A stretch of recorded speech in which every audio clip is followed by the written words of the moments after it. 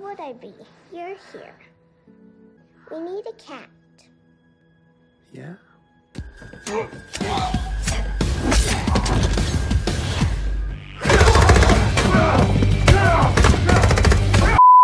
Halo semuanya, gimana kabar? Sudah bergerakkah hari ini atau masih stabil menjadi beban family? Pas banget, hari ini saya akan menceritakan film yang gue banget, yang laki, berjudul Nobody. Dikisahkan sesosok orang misterius yang nampaknya dari agen pemerintahan yang telah pensiun, bertahun-tahun hidup normal dan suatu ketika kehidupannya terusik yang membuat jati diri dia muncul kembali. Film ini diperankan oleh Connell Nielsen, Bob Odenkirk, dan sang aktor legendaris pemeran kakek-kakek di film Back to the Future, Christopher Lloyd. Oke, tanpa lama-lama, langsung saja ke filmnya. Let's go!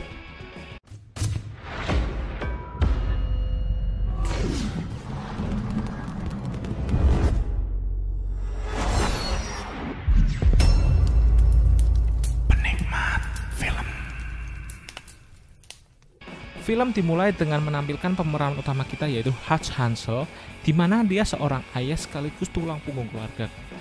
Hansel sendiri bekerja sebagai bagian administrasi dari bisnis ayah mertuanya, dan Hansel setiap harinya diisi dengan kegiatan yang monoton-monoton saja, yang dimana itu adalah cita-cita saya.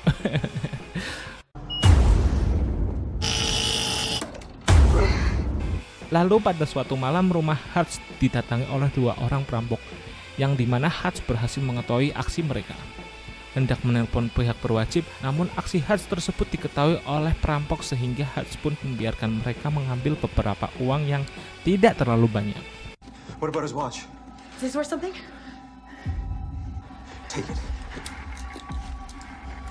Ketika mau pergi, tidak sesuai dugaan, anak pertama Hutch tiba-tiba tidak membiarkan perampok itu pergi.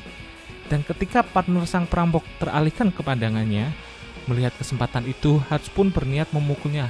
Namun dikarenakan suatu alasan, Hutch malahan meminta anaknya itu untuk melepaskan sang perampok dan membiarkan mereka pergi begitu saja. Dan yang terjadi, anak pertama Hutch merasa kecewa atas tindakan ayahnya tersebut, yang dimana menurutnya tidaklah wajar tindakan Hutch tersebut. Ditambah sikap polisi yang ikut-ikutan menunjukkan merasa kecewa terhadap sikap Hutch. Excuse me? So that's how they got in, huh? In the golf club? Did you even take a swing? Kejadian tersebut menimbulkan dampak negatif di sekeliling Hutch, yang dimana sosok Hutch sebagai pelindung keluarga mulai diragukan oleh sang istri dan sang anak. Saat akan keluar dari rumah pun, sang tetangga memberikan satir atau sindiran kepada Hutch dengan mengatakan jika rumahnya dibobol perampok, ia tentu saja langsung memberikan pelajaran kepada mereka. Dan itu membuat emosi Hutch sedikit terguncang. Bahkan saat di tempat kerja pun Hutch mendapatkan perlakuan yang tidak menyenangkan dari adik iparnya yang menyayangkan kejadian semalam dan memberikan sebuah pistol kepada Hutch untuk menjaga diri sendiri. So, keep my sister safe, bro.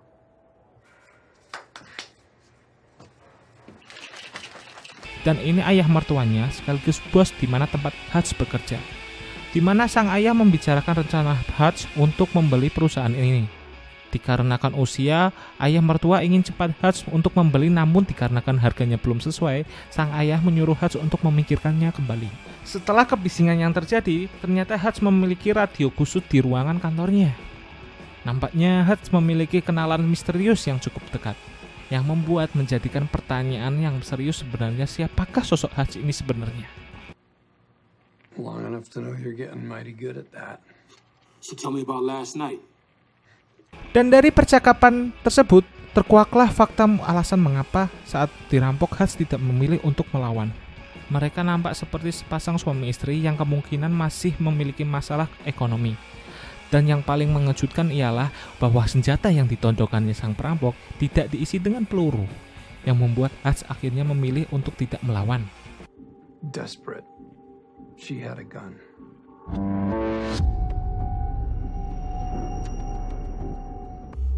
Now I know why you didn't do what you didn't do. Dengan apa yang dikatakan Hutch di sini, sudah pasti membuat kalian dan saya pun penasaran siapakah sosok Hutch ini sebenarnya. Setelah pulang kerja, Hutch pun menjenguk sang ayah yang berada di panti jompo. Lalu saat ia sampai ke rumah, dia melihat keluarganya dari jendela dan membuat dirinya sendiri kecewa atas tindakan semalam yang dilakukannya. Saat masuk rumah, terlihat suasana yang sunyi. Namun saat si anak kedua mengeluhkan kalung anjingnya yang hilang dan mungkin terbawa oleh dua perampok semalam, disitulah kesabaran Hutch menemui batasnya. They couldn't have stolen that, would they? I'm sure it'll turn up somewhere.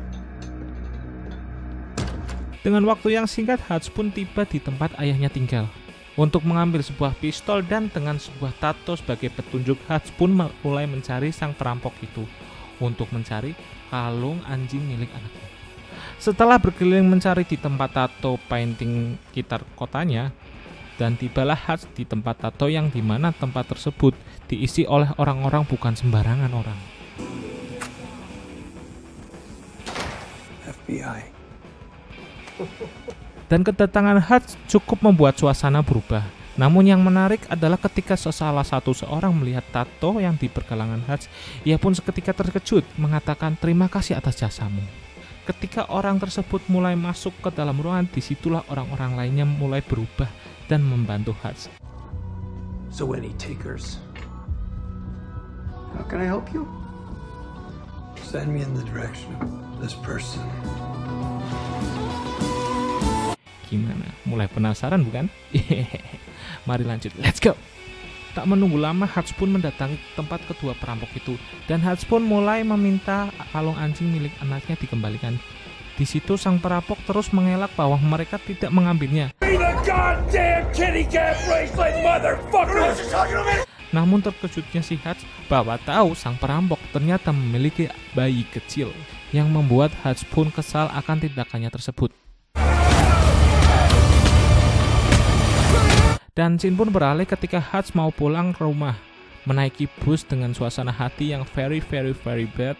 Namun tak lama kemudian, beruntungnya si Hutch ada segerombolan preman mabuk menaiki bus, yang dimana hal itu bisa menjadikan mood booster untuk Hutch karena Hutch mendapatkan hal lain untuk dilampiaskan.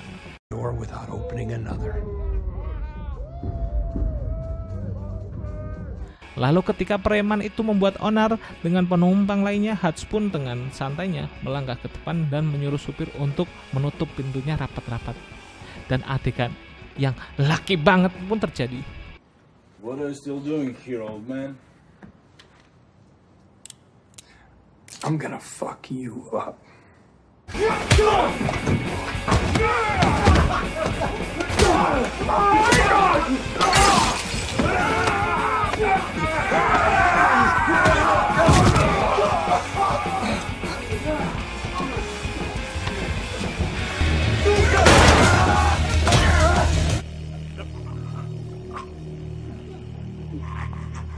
Dan sampai sini mulai terjawablah bahwa Hutch bukanlah sosok bapak-bapak di pos ronda biasa.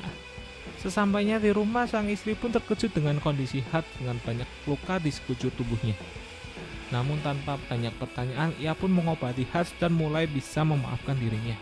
Lalu adegan berpindah ke tempat lain. Diperlihatkan seseorang yang masuk ke klub dari parasnya yang terlihat sangar. Dia adalah ketua gangster atau mafia yang bernama Yulian Gushinov. Yang mana Yuli atau Yulian terlihat bernyanyi sambil joget twice di panggung klub miliknya. Yulian sendiri adalah seorang mafia besar yang memiliki beberapa usaha ilegal, yang dimana salah satu usaha Yulian itu adalah memiliki tempat penyimpanan uang.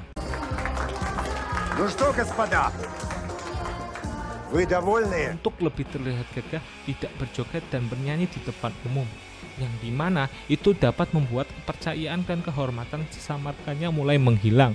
Dan respon yang diambil Yulian atau Yuli itu tiba-tiba memecahkan gelas mahalnya dan menyerang salah satu pengunjung di sana dengan brutal, lalu menggorok leher di depan para rekan-rekannya tersebut.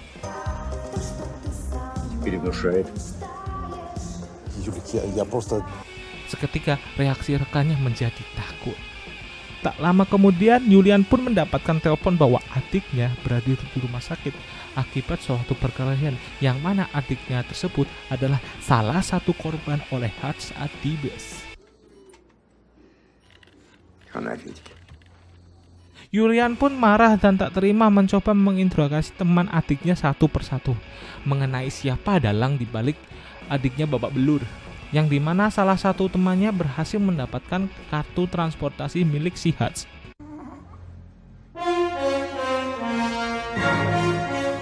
Dan hari pun berganti, suasana di rumah Hutch mulai membaik, dan tak lama kemudian temannya yang di radio memperingati Hutch bahwa orang yang Hutch uppercut kemarin adalah salah satu adik mafia. Hutch pun yang mendengar percakapan tersebut tidak memperdulikannya dan melanjutkan rutinitas seperti biasa. Hutch pun kepikiran dan pergi ke tempat syukur untuk bertemu seseorang yang tidak diceritakan sosoknya siapa. Tetapi terlihat adanya pengawal dan memberikan informasi kepada Hutch. Saya pun menebak-nebak, pasti itu dari organisasi rahasia pemerintahan. Short story long, he's as bad as they come. So he's a bad guy. Tak menunggu lama, Julian pun mulai meminta spesialis intelnya untuk mencari identitas Hutch melalui kartu transportasi, yang dimana staf tersebut menyuruh seorang kenalannya di Pentagon atau pemerintahan untuk mencari semua hal tentang Hutch Hansel. Dan alangkah kagetnya si staf bahwa Hutch adalah orang yang sangat berbahaya, seperti yang diperlihatkan beberapa foto aksi pembunuhannya yang benar-benar brutal. Sampai si staf ini memilih untuk tidak ikut campur dan mundur dari pekerjaan saat itu juga. Gile nggak tuh? Nggak bohong gue ini kayak John Wick. Твою мать. Он нужен мне живой. Saat Hutch sedang makan malam bersama keluarga, tak terduga ternyata anggota Julian bergerak sangat cepat, yang secara sigap Hutch pun menyuruh keluarganya masuk ke dalam basement. Dan ketika anggota Julian mulai masuk,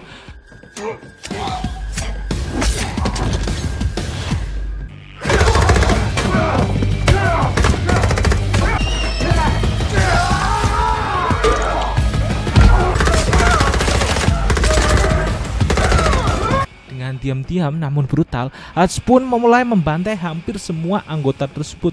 Namun akhirnya dia pun harus ditangkap karena distrum dari belakang. Namun karena perannya bukan cameo melainkan tokoh utama dengan bayaran yang tinggi,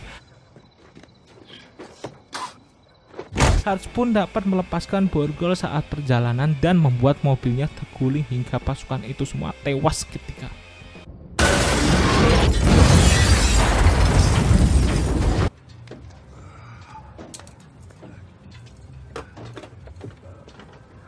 Lalu Hutch pun kembali ke rumah membersihkan diri dan membawa keluarganya keluar dari basement dengan tenang.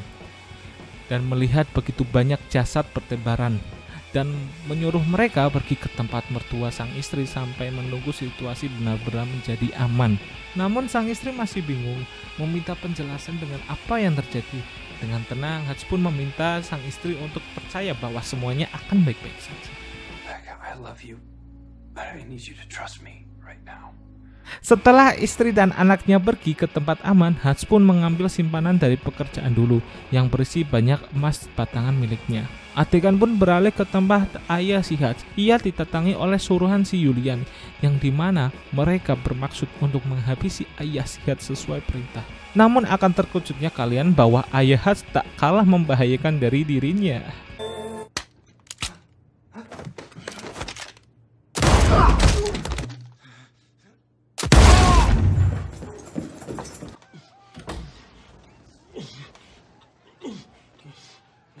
Setelah meledakkan rumah serta jasad pasukan, Julian pun mulai membuat rencana yang diawali dengan membeli perusahaan yang pernah ditawarkan oleh sang ayah mertua. Dengan emas batangan yang dia bawa, sang adik ipar yang tidak terima bahwa perusahaannya dijual berencana untuk memukul Hutch, namun langsung tercounter oleh pukulan telak. Buk! Okay, sit down. Di sisi lain, Julian pun terkejut dengan semua pasukannya yang tewas. Lalu Yuli pun mengarahkan semua pasukan yang tersisa untuk membunuh si Hutch Mosh.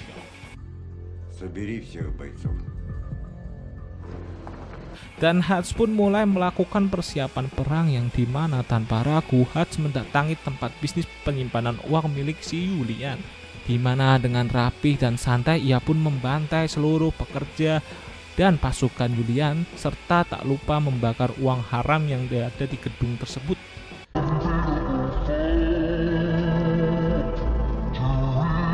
Lalu Hutch pun dengan nyali tanpa gentarnya sendirian mendatangi klub Julian berada. Dan kita melihat ia sedang asik makan tanpa ada rasa takut sedikit pun. Gile nggak tuh? Lalu ditetangi oleh semua pasukan Julian. Namun ia menggunakan peledak tepat di atas meja, yang membuat Julian meminta seluruh pasukannya keluar dari sana. What say you and I have a moment? Hutch pun tanpa basa-basi menyatakan tujuannya ke situ. Untuk kejahatan senjata menyudahi apa yang telah terjadi hingga saat Hutch berkata ia pun sudah membakar dan bisnis uang Julian miliknya. Dan Hutch pun menyarankan agar Julian berubah menjadi orang yang lebih baik dan meninggalkan pekerjaan haramnya. I'm shocked! You should have seen it go up. Because after all, you came to my house. You don't fucking do! Saat keluar, Hutch pun menunggu apa yang akan dilakukan Julian. Hingga saat Julian keluar, ia memutuskan untuk memilih mati ketimbang menerima tawaran kejahatan senjata.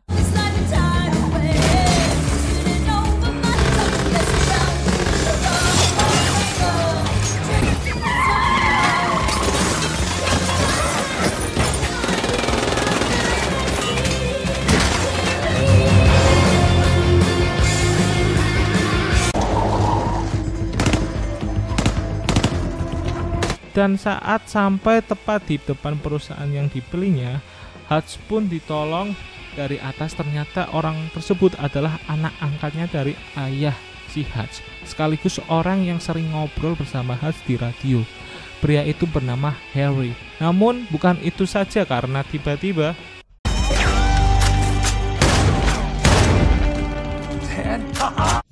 dan ternyata mereka berdua ingin membantu si Hutch membasmi para mafia Rusia tersebut.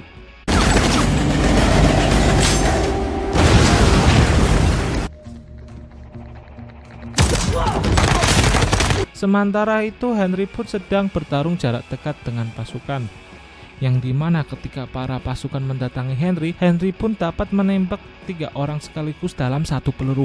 One shot, triple kill.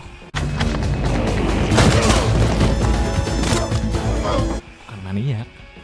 Tak kalah sangat dengan si adik Henry, Hutch pun membuat strategi di mana dengan jebakan tikus dia membuat sebuah bom tempel untuk mengejutkan musuhnya, lalu Hutch menembaki mereka dari jarak dekat.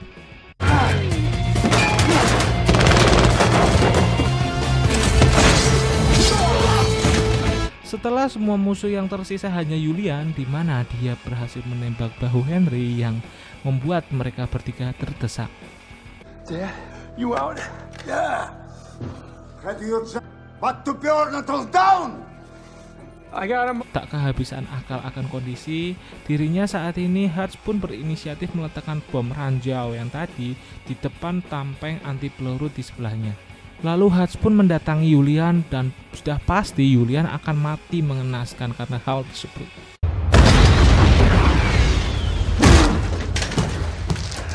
Dan setelah semua ini berakhir, Hutch pun ditangkap oleh ketua polisi. Mereka berdua pun sangat amat terkejut karena terdapat ratusan jasad manusia di pabrik Harns tersebut. Dan seolah tak percaya jika Hutch yang melakukan itu semua sendirian. Tak lama, salah satu polisi mendapatkan telepon dan disusul dengan satunya lagi mendapatkan perintah dari seseorang yang sama, yang nampaknya seseorang yang sangat penting gitu. Dan mengejutkannya, dia meminta untuk meninggalkan si Hutch dan melepaskannya begitu saja. Saat polisi itu bertanya siapakah Hutch ini sebenarnya, Hutch pun menjawab dengan santai, "Aku bukan siapa-siapa, nobody." Who the fuck are you? Me?